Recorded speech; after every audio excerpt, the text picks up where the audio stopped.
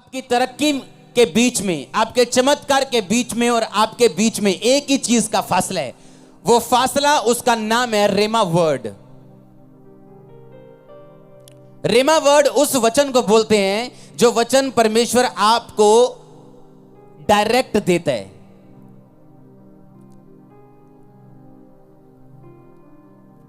अंधे होके मत चलो। एक बार 3 लड़कियां जा रही थी मीटिंग में, क्रूसेड हो रहा था, मीटिंग में जा रही थी। रास्ते में बाढ़ आ गई, बारिश आ गई, बाढ़ आ गई, नदी उफान पे चली गई। उन्होंने कहा पतरस का परमेश्वर क्या हमारा परमेश्वर नहीं है क्या? पतरस ज्यादा स्पेशल था? छलांग मारी तीनों ने कि पतरस की तरह हम भी पानी पे चलेंगे, तैर के डूब के पहुंच जाएंगे। तीनों डूब गई, तीनों मर गई। वो देश अविश्वासी देश था। अगले दिन अखबारों में आ गया, कहां गया ईसाइयों का परमेश्वर, कहां गया पतरस का परमेश्वर, कहां गया वो परमेश्वर जो पतरस को पानी से बचा लाया था? अब वो परमेश्वर कहां चला गया? आप जानते, जब पतरस को प्रभु ने पानी पे चलाया था तो परमेश्वर को पतरस ने क्या कहा था? पतरस ने कहा था, प्रभु अगर तू ही है सामने मेरे तो मुझे तू मुंह से आज्ञा दे कि मैं पानी पे चल के तेरे पास आऊं।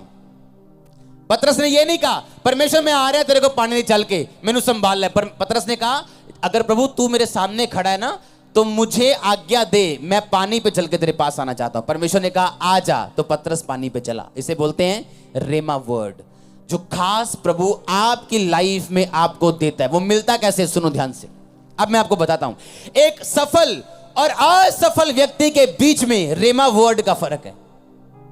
एक असफल और सफल बिजनेसमैन के बीच में रेमा वर्ड का फर्क है। एक सफल सेवकाई और फेल सेवकाई के बीच में रेमा वर्ड का फर्क है। एक बीमार क्रिश्चियन और एक चंगाई पाने वाले क्रिश्चियन के बीच में रेमा वचन का फर्क है।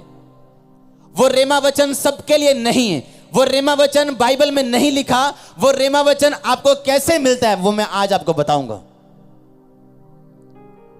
हालेलुया। बाइबल कहते हैं रेमा वचन पाने के लिए जो पॉइंट आपकी लाइफ में होना चाहिए वो परमेश्वर की हुजूरी है। आमीन। अगर परमेश्वर की हुजूरी आपकी लाइफ में नहीं है तो आप परमेश्वर के रेमा वचन को अपनी लाइफ में कभी नहीं पा सकते, चाहे आप किसी भी चर्च के मेंबर क्यों ना हो। क्योंकि रेमा वचन या तो परमेश्वर का दास आपको देता है या परमेश्वर तब आपको देता है जब प्रभु की हुजूरी आपकी लाइफ में हो और आप वचन पे मनन करने वाले व्यक्ति हो।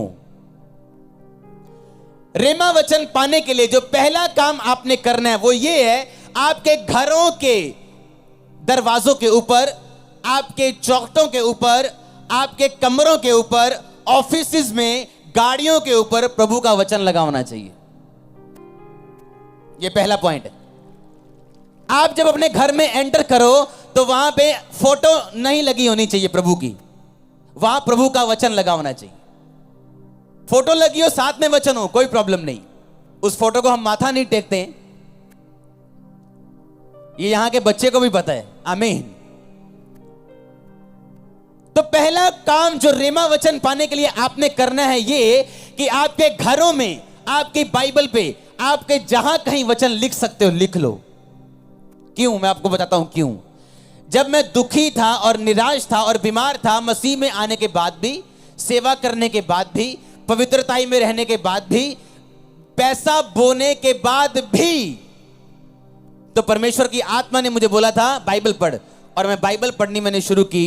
मुझे मेंटली अपसेट के दौरे पड़ते थे तो मैं क्या करता, पास्टर से एक तेल की बोतल पे प्रार्थना करवा के मैं अपने टेरिस पे चला जाता था। मॉडल टाउन जलंधर में हमारी कोठी थी और टेरिस पे चला जाता था और अपने सिर को पूरी तरह से तेल से भर के और मैं बाइबल पढ़नी शुरू करता। आज भी मेरी जो बाइबल्स पुरानी हैं उन पे तेल के निशान हैं, आज भी उन पेपर्स पे, आज तक 14 साल बाद भी।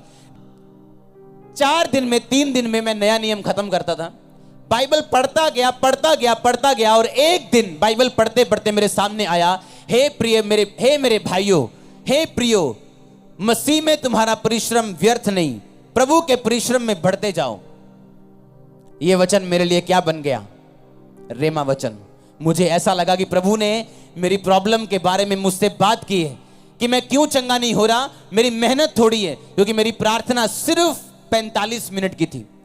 15 मिनट में गोल टेबल पे हाथ रख के ऐसे करके प्रार्थना करता था और 15 मिनट में 3 बार घड़ी देखता था मैं कितने मिनट हो गए? अच्छा 5 मिनट हो, यहाँ ले आ 15 मिनट। और 15 मिनट प्रे करके मेरे को ऐसा लगता था कि मैं दुनिया का सबसे बड़ा धर्मी बन गया हूं। हाँ, और परमेश्वर कहता था नहीं, अगर तू हील होना चाहता है तो अपनी परिश्रम को बढ़ा। प्रभु में किया गया परिश्रम व्यर्थ नहीं जाता। मुझे ऐसे लगा कि मेरे दिल पे किसी ने ये वचन मार दिया हो कि अगर मैं मेहनत करूंगा तो इसका मतलब मेरा परिश्रम व्यर्थ नहीं जाएगा और प्रभु मुझे उत्तर देगा। ये मेरा रेमा वचन था, आपका नहीं है। ये आपका नहीं है। आपको अपना खुदा दे सकता है, अभी दे सकता है, मेरे मुंह से दे सकता है, आपको बाइबल पढ़ते वक्त मिल सकता है।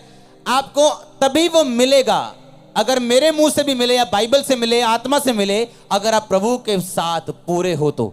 नहीं तो जब रेमा वचन आपके दिल में घुसना चाहेगा वो आपको कभी भी मिल नहीं पाएगा। अपना रिलेशन बनाओ परमेश्वर से अगर चाहिए तो। अगर आपकी लाइफ में खुदावंद की हजूरी नहीं है, मैं लिख के देता हूं, आपको कभी रेमा वचन नहीं मिल सकता। आपको वचन मिल सकते हैं, अच्छा पाप नहीं करना, व्यभिचार नहीं करना, अच्छा ये नहीं करना, वो नहीं करना, पर रेमा वचन जो आपको चमकाने के लिए खुदा ने दिया हुआ है लेकिन आप तक पहुंचा नहीं। आपको सूर्य की तरह चमकाने के लिए परमेश्वर ने रिलीज किया है पर आपको मिला नहीं। वो कब मिलता है? जब प्रभु की प्रेजेंस आपकी लाइफ में होती। परमेश्वर की हुजूरी उस वचन को जिंदा करती है, उसमें सांस फूंकती है जो आपके लिए खास रचा गया, जो बाइबल में लिखा हुआ है, पर आप तक अब तक पहुंचा नहीं। यह फर्क है एक क्रिश्चियन में और एक सफल क्रिश्चियन में।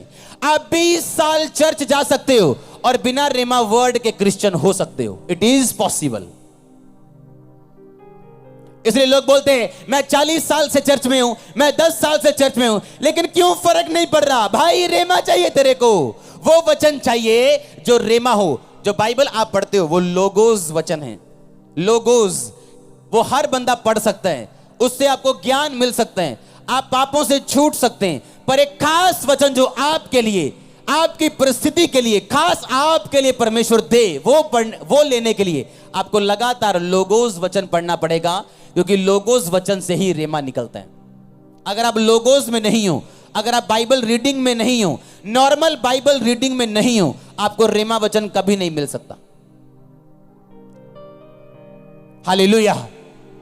शैतान कभी भी रेमा वचन से नहीं जाता, वो लोगोस से जाता है, वो लिखे वचन से जाता है। पर आपकी लाइफ में जो काम होता है वो रेमा वर्ड से होता है।